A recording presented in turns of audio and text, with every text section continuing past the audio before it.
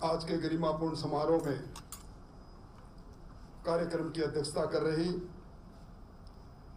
इस लोकतंत्र का बेजोड़ उदाहरण के रूप में गांव की मीठी महक के साथ वस्त्र नगरी भीलवाड़ा की प्रथम नागरिक बनी श्रीमती बिरजी देवी जी,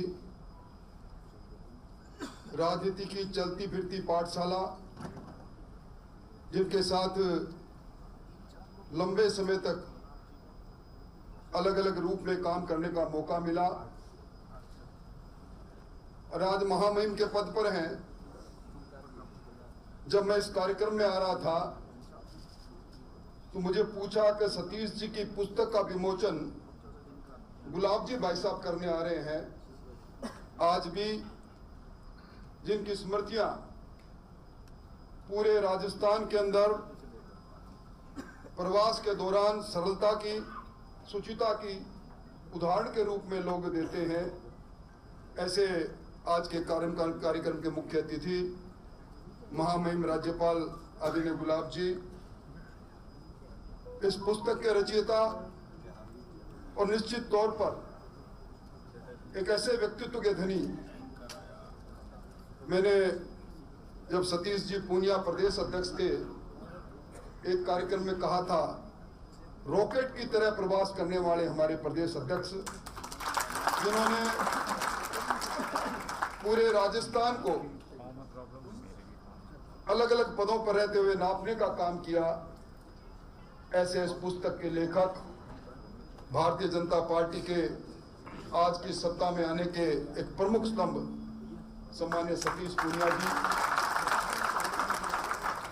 आज के कार्यक्रम में विशिष्ट अतिथि के तौर पर विराजे। पूरे भारतीय जनता पार्टी के परिवार की पूरे प्रदेश में अगुवाई कर रहे हमारे सीधे सरल और सजग प्रदेश अध्यक्ष मदन जी, राजस्थान की विधानसभा में एक मंत्री के रूप में और आज प्रतिपक्ष के नेता के रूप में जो बड़ी सटीक टिप्पणी करते हैं, ऐसे प्रतिपक्ष के नेता आदरणीय टीकाराम जी, इस कार्यक्रम में उपस्थित संसदीय लोकतंत्र के पुरोधा घनश्याम जी, सरकार के विभिन्न महकमों के मंत्रीगण, अनेकों विधायकगण और लघु राजस्थान की संस्कृति में मेरे सामने विराजे पूरे राजस्थान से पधारे अति विशिष्ट जन और मित्रों, मैं सतीश जी आपको आपकी पुस्तक अग्निपथ पथनी जनपथ और संवाद से संघर्ष तक के इस विमोचन कार्यक्रम की हृदय से बधाई देना चाहूंगा। और निश्चित तौर पर राजस्थान की सबसे बड़ी पंचायत में सतीश जी की जुबानी और तत्समय उपस्थित परिस्थितियों की कहानी इस पुस्तक में समावेश की गई होगी। राजस्थान विश्वविद्यालय के छात्र राजनीति से लेकर इस दुनिया की सबसे बड़ी लोकतांत्रिक पार्टी के तरुणाई के मोर्चा, युवा मोर्चा, प्रदेश अध्यक्ष, सदन में उपनेता, निश्चित तौर पर मुझसे पहले आपकी राजनीतिक यात्रा का जो वर्णन किया गया, तो मैं कह सकता हूं कि लोग कहते हैं जो कि त्यों धर दीनी चदरिया, उस तर्ज पर बेदाग राजनीति करने वाले सतीश जी, मैं आपको इस पुस्तक में विमोचन के मौके पर बहुत बहुत बधाई देता हूं। आज इस पूरे कार्यक्रम की गरिमा आदरणीय गुलाब जी और जूली साहब आपकी उपस्थिति में बहुत बढ़ गई। संसदीय लोकतंत्र में किस प्रकार काम किया जाता है। राजस्थान की विधानसभा प्रारंभ होती थी, ठीक 9:30 बजे गुलाब जी का कक्ष खुल जाता था और आप हमें विराजे दिखते थे। मेरा 35 वर्ष तक राजस्थान की विधानसभा में रहने का मौका मिला। मैं कह सकता हूं कि विधानसभा की एक एक गतिविधि, विधानसभा में उठने वाला एक एक प्रश्न या तो मैंने भैरव सिंह जी शेखावत को पढ़ते देखा या गुलाब जी भाई साहब आपको पढ़ते देखा। इस संसदीय लोकतंत्र के मैं पुरोधा कहूं, और आपने सतीश जी इस कार्यक्रम की गरिमा बढ़ा दी आदरणीय गुलाब जी को आमंत्रित करके। और आज बड़े अंतराल के बाद मंच सजा है। यहाँ पक्ष के रूप में सतीश जी आप विराजे हैं, प्रतिपक्ष के रूप में जूली साहब विराजे हैं, और निष्पक्ष के रूप में आदरणीय गुलाब जी विराजे हैं, और एक धरा के नेतृत्व के रूप में बिरजी भाई विराजे हैं। ये बहुत बिरला मौका एक लंबे अंतराल के बाद देखने को मिला है। इस खूबसूरत मंच के सजाने के लिए भी मैं सतीश जी आपको बधाई देना चाहूंगा। पुस्तक का शीर्षक अग्निपथ नहीं जनपथ, संवाद से संघर्ष। यही आपके खुद के राजनीतिक सफर के साथ साथ आने वाले समय में राजनीति के विद्यार्थियों के लिए एक मार्गदर्शक बनेगा।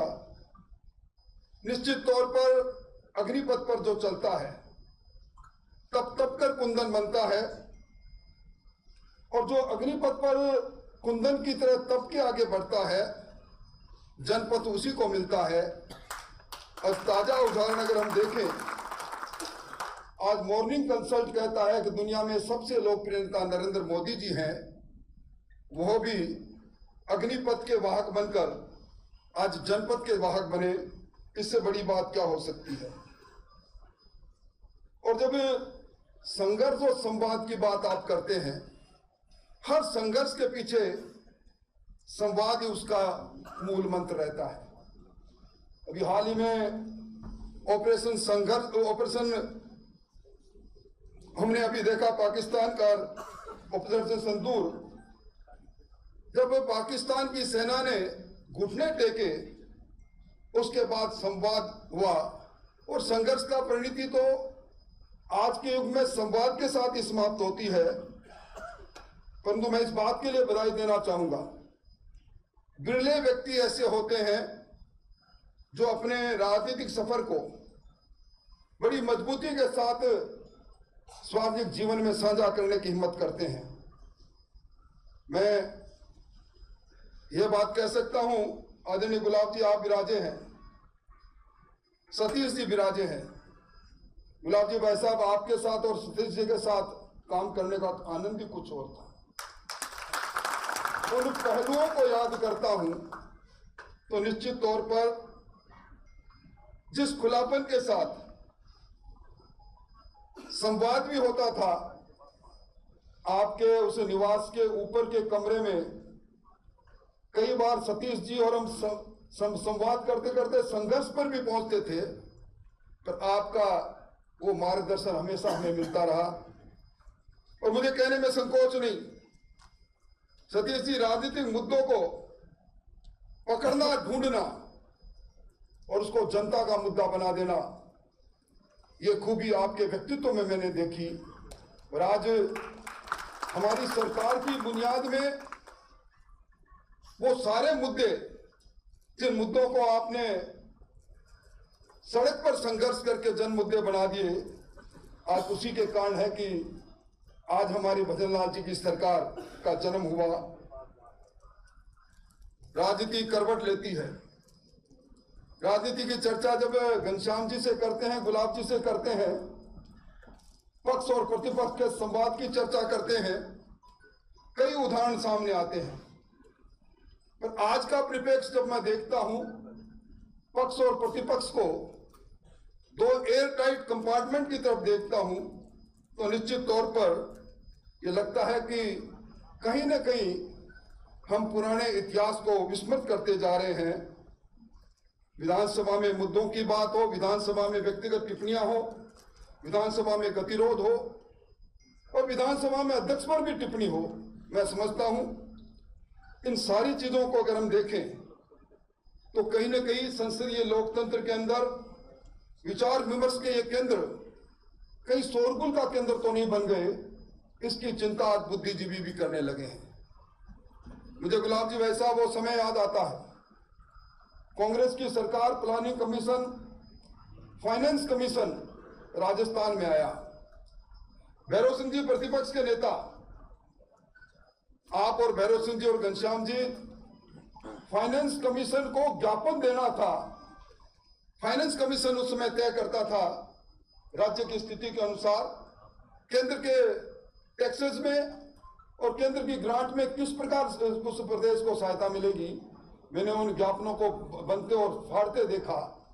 और उस समय जब फाइनेंस कमीशन को आप ज्ञापन देने गए, आपके साथ नए विद्यार्थी के रूप में हम भी थे, कांग्रेस का डेलीगेशन निकल रहा था, आप अंदर जा रहे थे, आपस में बात हुई और उस समय कांग्रेस के लोगों ने कहा कि आपका ज्ञापन, हमारा ज्ञापन, दोनों ज्ञापन का मकसद एक था, वो एक जमाना था। मुझे लंबी बात नहीं कहनी, पर मुझे एक वाक्य जरूर याद आता है। राजस्थान की विधानसभा चल रही थी, कोरोना की छाया पड़ने लगी थी, कोरोना के कुछ केसेस सामने आ गए थे और कोरोना पर गुलाब जी भाई साहब ने कहा कि कोरोना पर आज चर्चा मांगनी है और चर्चा हमें मिली। अचानक गुलाब जी भाई साहब उठ कर गए, मुझे कहा कि सतीश जी को बुला कर लाओ। मैं और सतीश जी और गुलाब जी तीनों जब बैठे, एक बात आपकी निकली, कोरोना के अंदर सरकार के किसी भी कदम की आलोचना सदन में नहीं करना। सरकार के साथ इस वैश्विक बीमारी में हमें मजबूती से खड़ा होना है और वही रहा। और उसके बाद भी अशोक गहलोत जी जब वीडियो कॉन्फ्रेंस किया करते थे, व्यक्तिगत चर्चा किया करते थे, मैं उनकी भी प्रशंसा करूंगा। मैंने गुलाब जी भाई साहब, आपको और सतीश जी को लगातार 12 घंटे उस वीडियो कॉन्फ्रेंस में बैठा हुआ देखा। कांग्रेस के मुख्यमंत्री वीडियो कॉन्फ्रेंस कर रहे हैं, वैश्विक महामारी कोरोना की कर रहे हैं। ये उदार दिल था। आज भी संसदीय लोकतंत्र के अंदर उस वाक्य को लोग याद करते हैं जब भारत पाक युद्ध में बांग्लादेश के अंदर हमारी सेना, शांति सेना के नाम से सेना गई, हम जीते, बांग्लादेश का जन्म हुआ। हिंदुस्तान की संसद में तब भारत रत्न अटल बिहारी वाजपेयी जी ने खड़ा होकर कहा, इंदिरा गांधी को कहा आप दुर्गा का रूप हो। वो समय जब देश के मुद्दों पर पूरे लोग एकमत हुआ करते थे।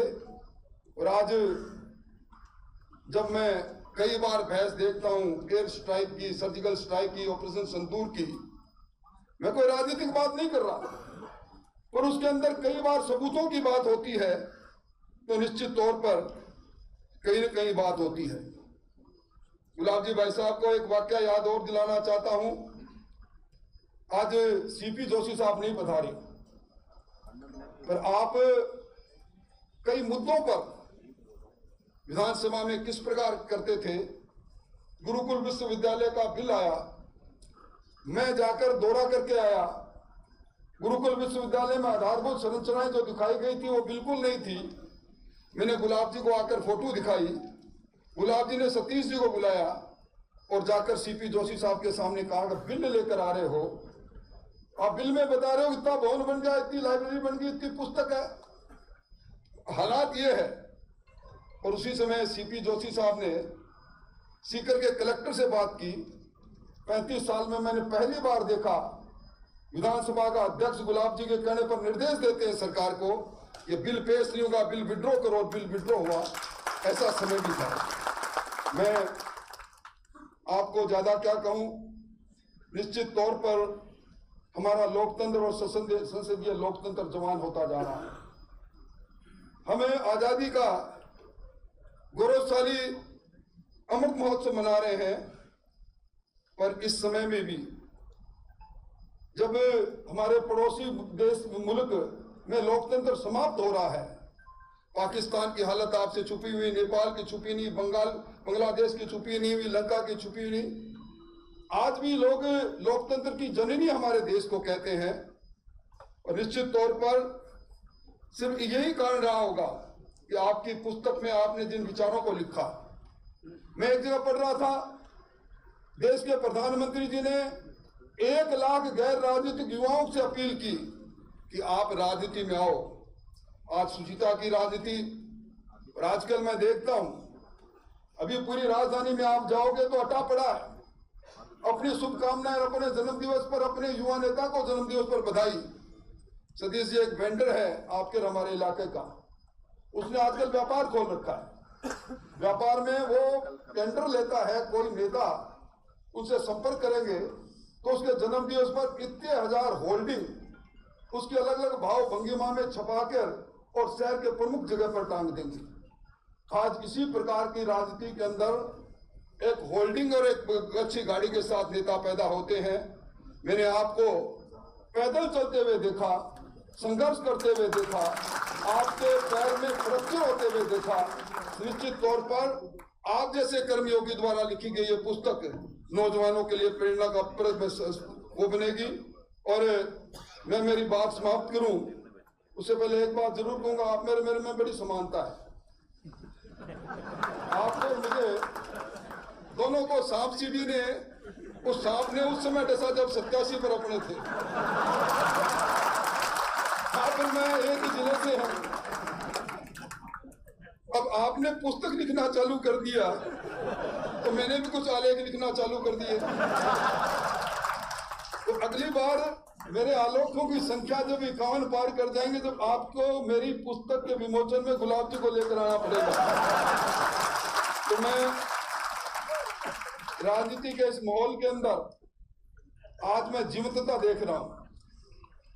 ये आपकी पूंजी है सतीश जी। इस हॉल के बाहर वो लोग जिनको एक एक व्यक्ति को लोग अपना नेता मानते हैं, आज वो बहुत से लोग, बहुत से विधायक, बहुत से पूर्व विधायक पीछे के नीचे के हॉल में आपके इस पुस्तक के विमोचन का इंतजार कर रहे हैं। आपकी इस पुस्तक के लिए ढेरों सारी शुभकामनाएं। और गुलाब जी वैसा आपसे एक वादा आप हमें करें। आप तो महामहिम में, मैंने जिस दिन आप बन रहे थे मैंने कहा सोने के पिंजरे में जा रहे हो, आप उस पिंजरे के कुछ सलाखों को तोड़कर कभी कभी हमसे मिलने जरूर आया करोगे। बहुत बहुत धन्यवाद।